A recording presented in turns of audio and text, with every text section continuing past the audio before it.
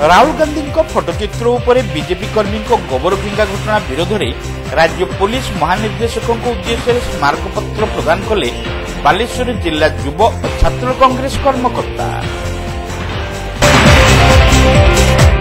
लोकसभा विरोधी दल नेता राहुल गांधी अभिभाषण पर भुवनेश्वर स्थित प्रदेश कांग्रेस कमिटी कार्यालय पर प्रतिक्रियाशील हो बीजेपी कर्मी आक्रमण को निंदा करिछि बालेश्वर जिला युव कांग्रेस और छात्र कांग्रेस। यह सहित सेठारे थिबा श्री गांधी फोटोचित्र उपरकू गोबर फिंगिबा घटना को विरोध करी युव कांग्रेस सभापति रंजन दास और छात्र कांग्रेस सभापति गौतम साहू नेतृत्व में दुई संगठनर शताधिक सदस्य मिलित भाव जिला आरक्षी अधीक्षक कार्यालय सम्मुखें विक्षोभ प्रदर्शन सहित आईन अनुजाई कार्यानुष्ठान ग्रहण पर दाबी जणाइथिले। राज्य में शासन को आसिबा परे बीजेपी कर्मी गुंडागिरी बढ़ी चलीथिबा बेले आईन श्रृंखला परिस्थिति नियंत्रण में पुलिस संपूर्ण विफल होइथिबा कांग्रेस नेता माने अभियोग करथिले। जिला कांग्रेस सभापति संजीव गिरी एही विरोध प्रदर्शन में जोगदेई हिंदू धर्म नाम बीजेपी हिंसा आचरण भली अराजकता चलाइथिबा आरोप उठाइथिले। संसद में राहुल गांधी देइथिबा वक्तव्य को कदर्थ सह प्रधानमंत्री देशव्यापी बीजेपी कर्मी को हिंसा भियाइबाकू उत्साहित करुछंती। बीजेपी गोटे राजनीतिक दल भाव केबे हिंदूंकर ठिकादार होई परिबो नाही, तेणु यह विरोध में दृढ़ कार्यानुष्ठान आवश्यक बोली श्री गिरी कहिथिले।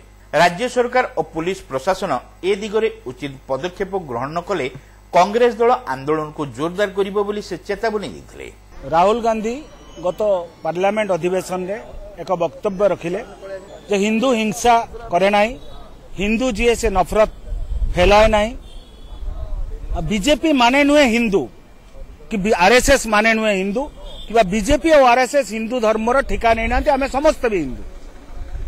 तांकर ए वक्तव्य को बीजेपी दल प्रधानमंत्री निजे काटी तांको प्रचार तंत्र माध्यम तांकर ट्रोल आर्मी माध्यम सारा भारत वर्ष रे राहुल गांधी को विरुद्ध रे एक प्रचार चलेले एवं से बीजेपी कर्मी माने हिंस्र होई विभिन्न जगह गुजरात रे एवं आपण माने ओडिशा रे जानिचंती कांग्रेस भवन सामने रे विक्षोभ करबा सहित राहुल गांधी को फोटोचित्र ऊपर को गोबर माड़ करे। याकू आमे तीव्र निंदा करूचु। बीजेपी रो हिंसा करबा एवं देश को विभाजन करिवार जो चक्रांत ताको कांग्रेस दल बर्दाश्त करबनी, ता विरुद्ध रे दृढ़ भाव रे जवाब देबो। सेही परिप्रेक्षी रे बाले भुवनेश्वर कांग्रेस ऑफिस रे हिटैतिबा कांड को नहीं प्रकृत दोषी को कार्यानुष्ठान ग्रहण करने को बीजेपी गुंडा मान को गिरफ्त करने मान्यवर डीजी को मान्यवर आरक्षी अधीक्षक माध्यम बालेश्वर जिला युव कांग्रेस छात्र कांग्रेस तरफ मिलित भाव में आज स्मारक पत्र ज्ञापन एही परिप्रेक्षी में राज्य पुलिस महानिर्देशक उद्देश्य एक स्मारक पत्र एसपी को प्रदान करा। कांग्रेस दल जिला उपसभापति गोपीनाथ पाढ़ी, पद्मलोचन लेंका, सुदर्शन जेना, युव कांग्रेस सदर ब्लॉक सभापति जीवन महापात्र, नीलगिरी ब्लॉक सभापति जयदेव बेहरा, छात्र कांग्रेस बस्ता ब्लॉक सभापति अविनाश नायक, जलेश्वर ब्लॉक सभापति जगन्नाथ महापात्र, रेमुणा ब्लॉक सभापति सौम्य रंजन महाकुड़ प्रमुख एही कार्यक्रम में अंशग्रहण करथिले। अन्य मानक मध्य विकास कुमार दास, देवदत्त दास, निशित बारिक, नवप्रसाद भूया, राधाकांत साहू, अक्षय मल्लिक, कमल लोचन राउत, चंदन महालिक, सौरभ बेहरा, सादिम कादिर, अश्विनी पात्र, उर्मिला माझी, निरंजन बेहरा, तुषारकांति तपस्वी, श्रीकांत बुगुड़ाई, कुमुदिनी दास, कन्हई बेहरा, अच्युतानंद, प्रकाश मल्लिक, कमल लोचन खंडा प्रमुख एथिरे उपस्थित थिले।